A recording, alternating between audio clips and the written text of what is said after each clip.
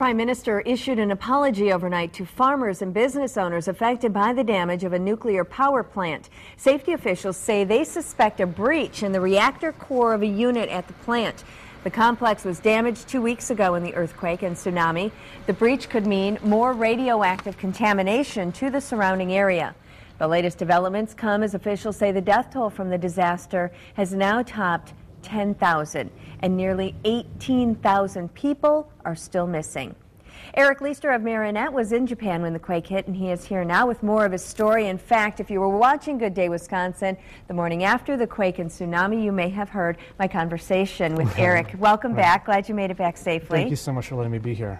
Let's talk a little bit about what got you in Japan in the first place. Sure. I was actually in Japan this summer with a touring group called the Young Americans. I was doing performance shows and also workshops with community of kids within Japan. I was working there with performing, but I also met a homestay family on a day off. We started talking and we became friends, and they invited me back to Japan for 3 months. So you were with that family? Yes. Spending some time with them, learning about life in Japan and their culture. That's basically it. Okay, so let's then go forward to the earthquake and tsunami. We talked to you about your experience that very morning, but describe what it was like when it happened. What did you feel, and how close were you to everything? Well, the earthquake happened about 234 miles, I believe, away from Tokyo.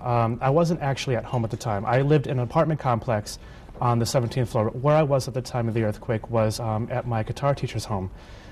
She's an elderly woman, and we were just finishing up the lesson. And we had some tea. We were just sitting down to have tea, and we're talking with me and my host family, and the lady, and we're talking, and I started hearing something, and I felt the table start to shake. And as I felt that, I told them, shh, be quiet, listen, do you hear that? And then you could start to feel the building shaking. It wasn't like a jolt at first. It was like slowly building up slowly building up to it. So. We were all staring at each other, because earthquakes happen all the time in Japan. So we're starting to wager, is it time to get out? Is it time to get out to the street? Is it time to go? And of course, I'm the foreigner, so I'm a little bit panicked, but they're still judging whether they should get out or not. Eventually, the building is starting to go back and forth as well, and at sporadic times. So I'm trying to get her down the stairs, as well as my homestay family. Some of the lessons I learned there. They actually had a dog inside the house. It was a conscious decision, get her out of the house, and then we stayed outside the house while the dog was inside. Okay, so let's talk about some of the pictures that you shared with us, too. That's actually outside. From the house I was in, we walked back to the apartment after everything. I started settling down. The pictures that you're seeing were from my apartment complex. What you're looking at is a train station. This is also this is now inside the house. Are we seeing damage in there at all? No damage yet. Oh, okay. That's actually before the earthquake happened. That's all the things on the shelves. Oh, okay. And then probably the next one is going to show some damage.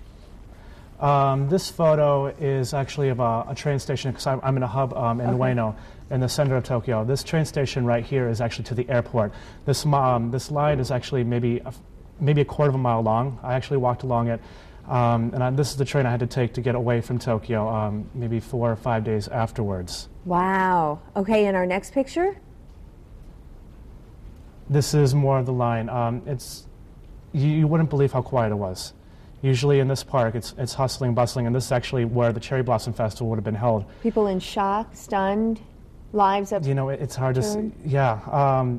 It was so quiet. This is inside the apartment.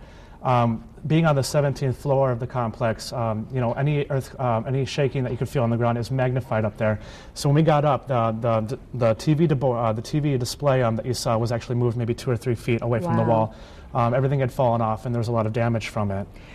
Eric, before we run out of time, I want to see the picture of your host family, and you said you learned some valuable lessons from them in this whole story of yours. Well, what I got, they gave me some tools, and please don't laugh, but this is a flashlight. You squeeze it. So he told me about it. If we're trapped anywhere, I can use the light to light my way, but also he gave me a whistle.